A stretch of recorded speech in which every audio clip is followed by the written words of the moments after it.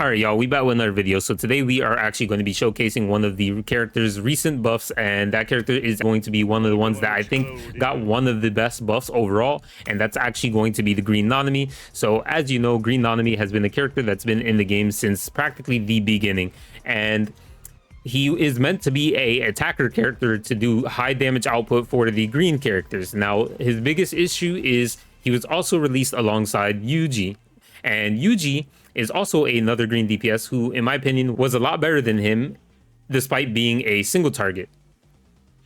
He just had a much better kit that functioned, and of course his passive wasn't a detriment to him. Nanami definitely had some, of course, downsides to his kit, especially with the overtime buff, which of course he doesn't get that until 9 turns. But not only that, is the damage increase that he gets from it is only for literally just 1 turn, right? And now they essentially made it so once he hits the 9th turn, it's just permanent for the remainder of the fight, which is pretty good. They gave him the Black Flash chance instead of it being his characteristic. They put it and added it to his passive skills. He does a lot more damage than his ult. His passives are all got tuned up a bit. I definitely think this character is going to be dealing a lot more damage than he was previously.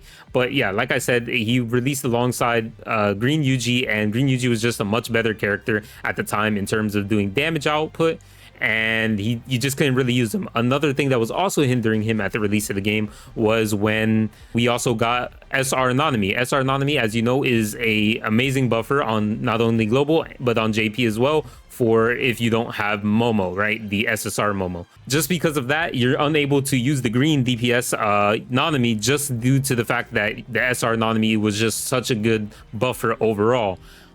And even if you did decide to use the green SSR Nanami, your biggest issue now is you're not using Nanami as your buffer, and if you don't have Momo, you're kind of screwed, right? Because now the only other characters that you can really use is, of course, Yaga, and then the SR Momo, which of course ultimately lowers his overall damage output. So I definitely think he had a bunch of things that were working against him, and I feel like now his damage output is so much higher, and even despite not being able to use the SR Nanami with him, we do have a lot of buffers now and debuffers that can help him actually function a lot better. And like I said before, I definitely think they tuned him up quite a bit to actually reach the standards of a lot of other DPS characters. So I definitely think he is an amazing character. All right, so here we are in Illusionary Tower, whatever the hell it's called. We're in Tower essentially, right? And this is going to be floor 37. Now, keep in mind, I do have his skills all leveled up, minus his skill 1. The main reason for that is we're not going to be really showcasing his skill 1.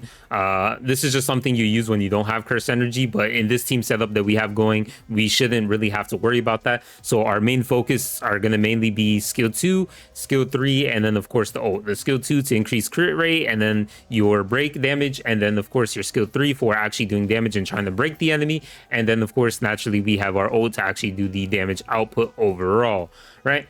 Now, as you can see on my team setup, I have, of course, Yuki for curse energy regen. We have Megami. Megami is going to be providing, of course, debuffing the enemy. So we're going to do more damage with the Megami setup. And then we have Geto, who is not only one of the top end DPS for green, he is also an amazing debuffer and definitely will help you do more damage on a mono green team or with any other character who's mono green, right? So Nanami in this case. So he's definitely going to help Nanami do more damage, and of course himself. And then naturally we have Yaga as our main primary buffer, just because Yaga is really powerful. If I had the SR Yaga, I would also try using him, but I don't. I only have the SR, so we're definitely going to be using SR Yaga. Now you're probably wondering, how am I going to get Yaga onto the field? Well, we do have a memory equipped here to Yuki, which is going to taunt, I believe, for 3 turns, and this should get the enemy to attack him in those 3 turns, and then of course kill him off, which then we can have Yaga come in. We're only going to have Yuki there for the primary first 3 turns or 2 turns, so that way we can get the curse energy regen for the rest of the team. Then of course we have this memory on Megami, because this memory is going to of course ultimately charge our ult. Then obviously we have the new memory from the JJK0 event. This memory is absolutely insane by obviously providing you know, damage increase for your team, and then of course also providing special gauge for your team, which is really nice. Like literally at the start, just get 200 ult gauge for your entire team, which is insane. And then obviously we have this memory. This is going to be of course very nice for Nanami himself, increasing his damage and I believe the crit rate. And then, yeah, a little bit extra too on top of it. Then the memory that we have on Yaga is going to be Kamo's archery lesson. This does provide, you know, damage for your team. And yeah. And then, of course, we have like the little extra stuff too, right? So this is going to be the team setup. And yeah, we're primarily going to be showcasing the Nanami damage. Of course, it's going to be hard for Geto also to not shine brightly here because Geto is a very powerful character. So yeah, I mean, we'll just kind of get them both in one and see how it shows. But one thing I do want to know is one big issue with Nanami when trying to showcase the character is, of course, when you ult with him, he is multi-hit, so he hits 8 times. And it's really hard to get a gauge on how much damage you did because it's not one singular hit. So we're going to have to just look at, on average, one of the numbers that he hit and then multiply it by 8 because he does a total of 8 hits, right? So essentially that is how we're going to get the gauge of how much damage he did in total from himself. And then, yeah. So anyways, this is the team and we're going to be doing floor 37. So let's get right into it.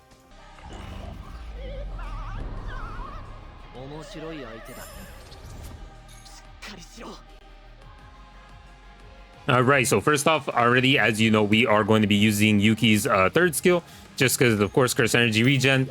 We're just going to use the memory straight away on Megami, as well as using his third skill. Now, obviously, in this team setup with the Yuki on the team, it's going to be very hard to deplete his curse energy to actually get that bonus from it, but we're just going to use skill 3 anyways. On Geto, really, it doesn't matter in the beginning. Mainly in the beginning, we're just going to be doing whatever, and then obviously later on, we're going to be spamming skill 2 right before we nuke. So roughly 1 turn before Megami starts doing like his ult, that's when we want to start using his skill 2. Obviously, we're not going to use the memory just yet. The passive's already in effect, so everybody already got special gauge from it. So we're only going to be using this the turn that we're going to nuke. So skill 1. With Nanami, we're going to buff straight away with his skill 2 and then just attack with his skill 3 for a lot of the time until we're ready to actually, you know, break the boss.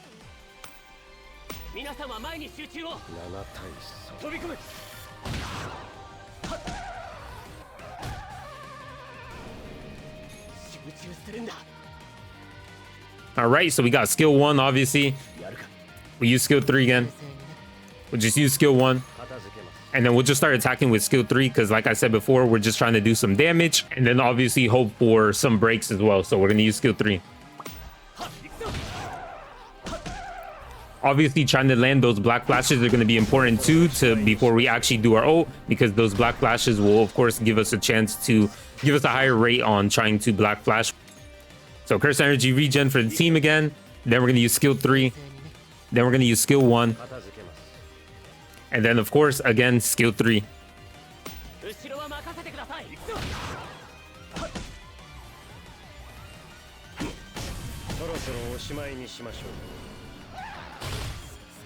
All right, so they got out our Yuki, which is perfect for us. We're just going to attack normally. Yaga doesn't need to start buffing until Megami does his ult. So we're going to just skill 1 here. And then we're going to use our skill 3 once again.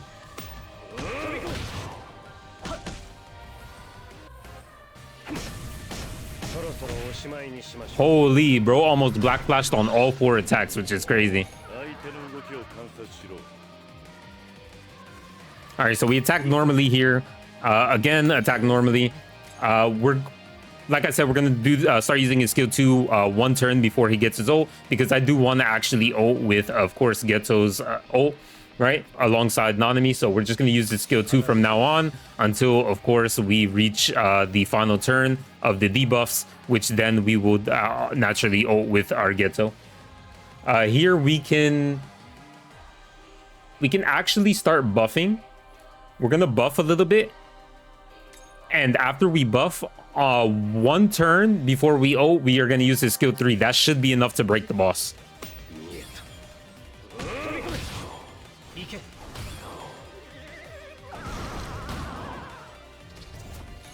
All right, so here we go. We go with the buff. We use the Megami ult. We keep using skill 2.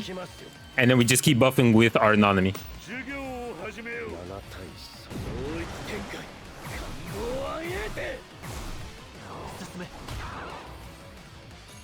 So buff again. So this is going to be the first turn of the Megami. So we got the first debuff. Skill 2. skill 2 again.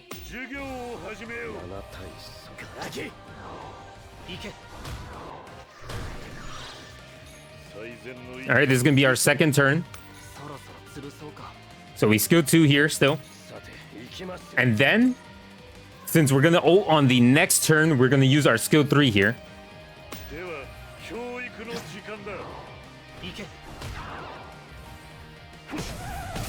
Look how much damage he did. He did 1.7 mil there. 1.7 mil on his skill 3, and he broke the boss as well. So now we're going to be using, of course, the skill 2 of Yaga. Now, keep in mind, if you wanted to continuously keep getting a lot of damage, you could just keep spamming your skill 3 on, of course, like the Domain Megamise thing, and then, of course, go into your ult on the final turn, and, of course, use the buff 1 turn prior before doing all that. So you could use buff, use skill 3 2 times in Domain Megamise ult, and then, of course, use his ult at the end. But, of course, since I still needed to break the enemy, I just went for straight skill 2 and then obviously skill 3. So then we're gonna skill 1 here,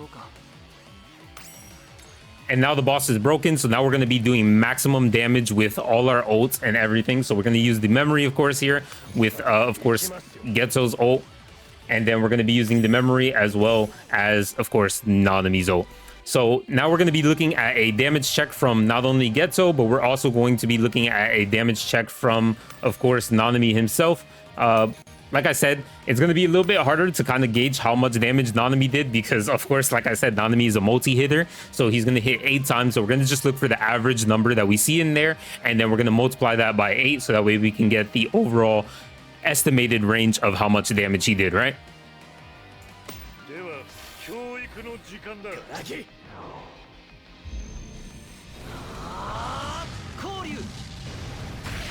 All right, so almost about 8 mil with Geto. And we have Nanami. And he was basically doing a mil on each hit. So yeah, we got 17 mil as you saw there, right? And of course, Geto did 8 mil. Now, obviously, keep in mind, Geto isn't using like a memory to increase his own damage, right? He's using memory to increase our team's damage. So he definitely can get higher numbers. So he's still going to be a lot higher of a damage dealer than, of course, Nanami. But as you can see, Nanami currently now with the recent buffs, he is no slouch now. Bro basically did like 8 million there, right? Because he was doing a million each hit and he had a total of 8 hits. So roughly around 8 mil. And that reached to of course, almost 18 million in total. So it's not even 8 million. It's probably a little bit more. He probably did almost 9 million, and then you had the 8 mil from Geto, and then you had like the extra mil from, of course, the combo damage bonus, right, from the combo. So yeah, the bro definitely hits hard as hell now. Like he's amazing now. I'm actually really glad with the changes that they did to him. This is the kind of changes that I expect them to do with characters to actually make them viable, actually usable, you know, give people alternatives, even free-to-play alternatives, because at this point, of course, you can get Nanami for free. He's a relatively easy character to get. He's like practically on every banner. So yeah, definitely these changes are really nice. And keep in mind, this is not like, if you get even a lot of people are going to have a lot of dupes in him, because like I said, he's a standard character. If you had 5 dupes in him, you're going to be doing even more damage than I did here. Hell, on top of that, I didn't even have his skill level max like I do on Geto. If I had Nanami's skill level max, he would definitely do more than what he just did here, and that was crazy numbers, right? Like there was just so many things that you could factor in to do even more damage, since I wasn't like completely maximizing him to his complete ceiling. But bro, like I said, bro, this guy is actually amazing now, and it's crazy how good they made this character. I'm like, bro, I'm still in shock that they made like essentially a character that you can get for free so good now. And he's like, it's just crazy.